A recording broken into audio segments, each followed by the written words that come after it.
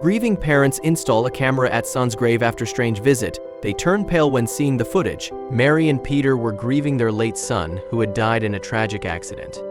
They went to his grave every day. But after a month or so, they noticed that someone had beaten them to it every time. There was a new rose on his grave every day. But who planted this rose? Peter had a solution for this. He installed a camera to see who it was. But when he saw this person, he was shocked. Peter and Mary collected the footage from the camera and were on their way home. A mixture of excitement and doubt ran through their bodies, but nothing could have prepared them for what they were about to see. They waited until the next day to finally watch the footage. Peter and Mary had too much adrenaline and doubt in their minds, and they had to be sure they were making the right decision. Peter and Mary watched as the screen twitched and a pop-up opened. All they had to do now was press play to see who had been putting these red roses on their son's grave. But before we start, smash the like button, subscribe, and hit the notification bell so you never miss out on our upcoming stories. Parents Mary and Peter had never fully recovered from the loss of their son, Michael. He was only 18 years old when he was killed in a car accident, which devastated them both. It was just the two of them since then, and it was difficult to cope with. As a parent, you never expect to outlive your children. They didn't have much left after their son passed away.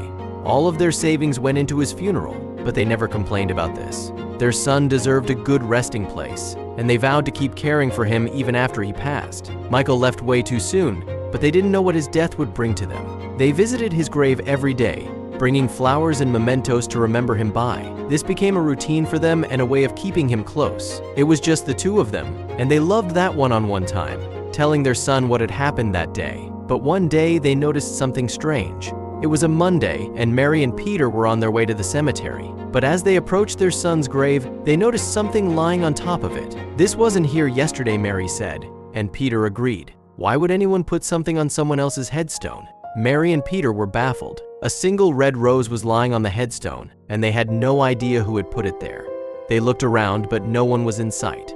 They looked at the graves surrounding their son's grave to see if any more had red roses, but Michael was the only one.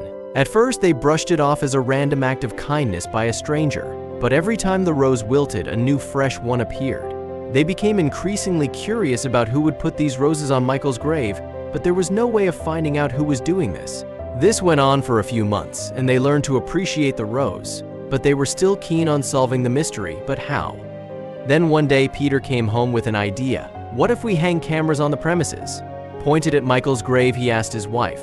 "I'm sure that's against the privacy policy, Peter." But Peter didn't give up that easily. He was determined to find out who kept putting these roses on his son's grave. So one night, he buys a new security camera and drives to the cemetery without telling his wife. It was pitch black outside, and the only light he had was from his tiny pocket flashlight. He searched for the best hiding spot for the camera and looked to see if it had a clear shot at his son's grave, and it did. All he had to do now was wait. He went home and crawled into bed next to Mary, who pretended to be asleep. She knew what her husband had done that night, but she didn't stop him either. Deep down, she was just as curious as him to find out who this person was. They continued to visit Michael's grave every day for the next 2 weeks. Peter kept acting suspiciously around the grave, sneakily looking at the camera. Mary noticed it, of course, but didn't say a word to Peter about it. But then, one day, Peter messed up. On a Tuesday morning, Peter and Mary got ready to head to the cemetery when they got a call. It was the cemetery's supervisor.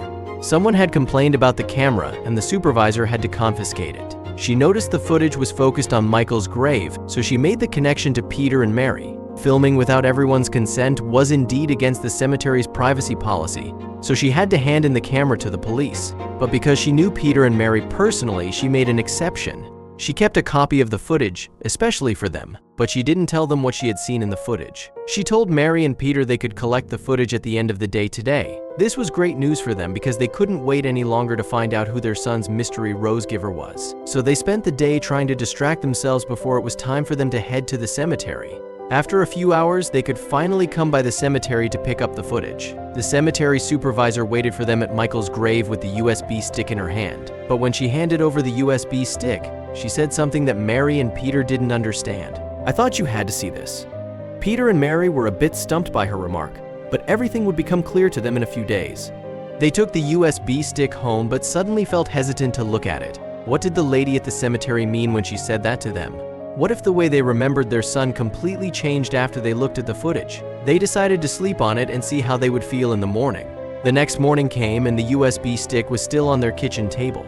They looked at it as they ate their breakfast. "What are we going to do, Peter?" Mary asked her husband. "Is it really worth it? Will this USB stick change their lives forever?" Finally, Peter got up and grabbed the stick. I have to know, Mary. Otherwise, I can't move on," he said to his wife. And she agreed. "Let's watch the footage together. As the team we are," she saw Peter's demeanor change. He became more comfortable, but it wouldn't last very long. He slowly reached for the laptop and put the USB stick in. All they had to do now was press play to see who had been putting these red roses on their son's grave. Peter couldn't keep his hand from trembling when it was finally time to watch the footage. Slowly, he moved his computer mouse over to the play button and made sure that Mary was ready for whatever they were about to see.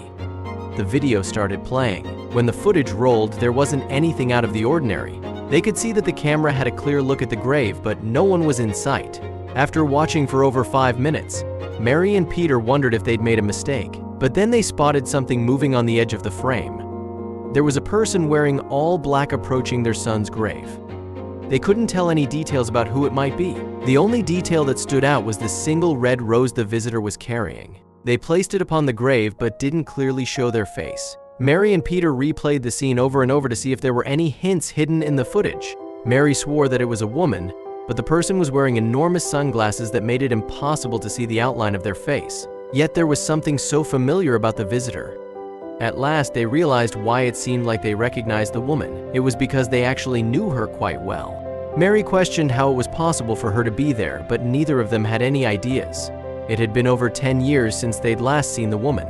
Finally, Mary explained that she wouldn't be able to rest without getting an answer from the woman herself.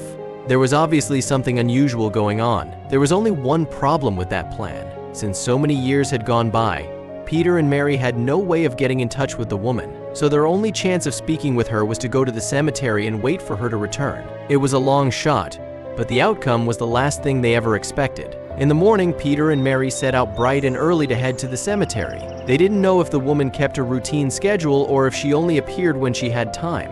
The last thing they wanted was to miss her because they showed up too late. When they arrived, someone was already waiting for them. When Peter and Mary got to the cemetery, they saw that the supervisor was already by their son's grave. She asked if they'd had a chance to watch the video.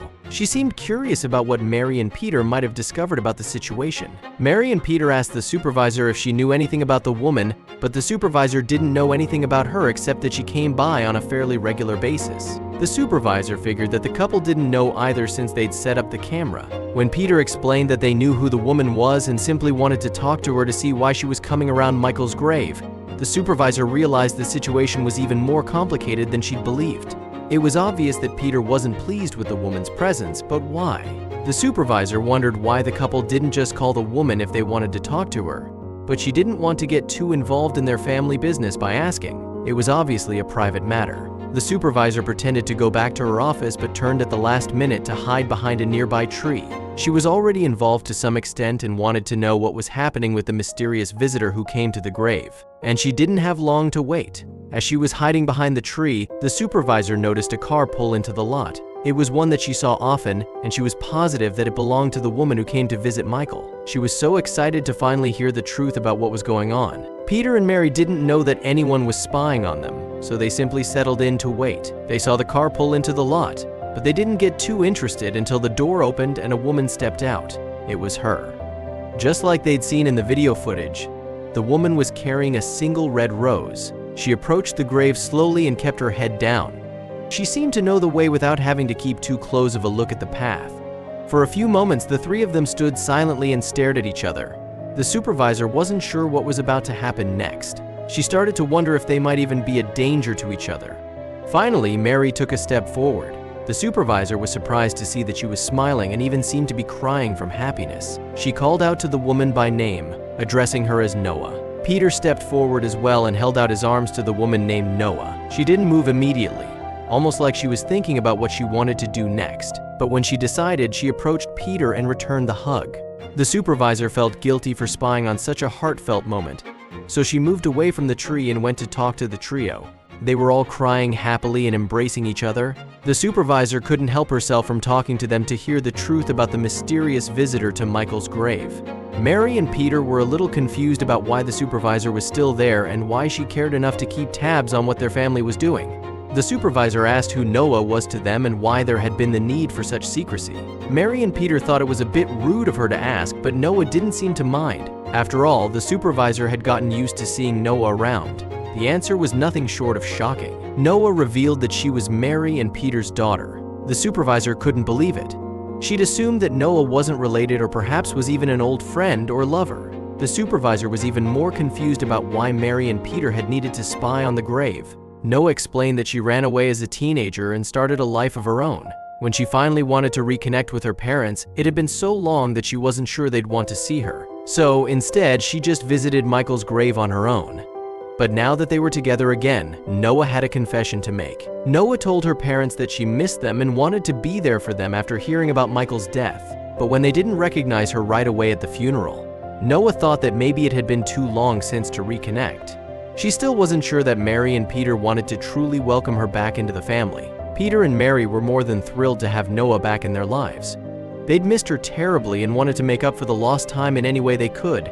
They swore that they would never again let anything come between them, and together they would honor Michael's memory for years to come. Thank you so much for watching. If you enjoyed this story, don't forget to hit that like button, subscribe, and ring the notification bell so you never miss another unbelievable tale like this one.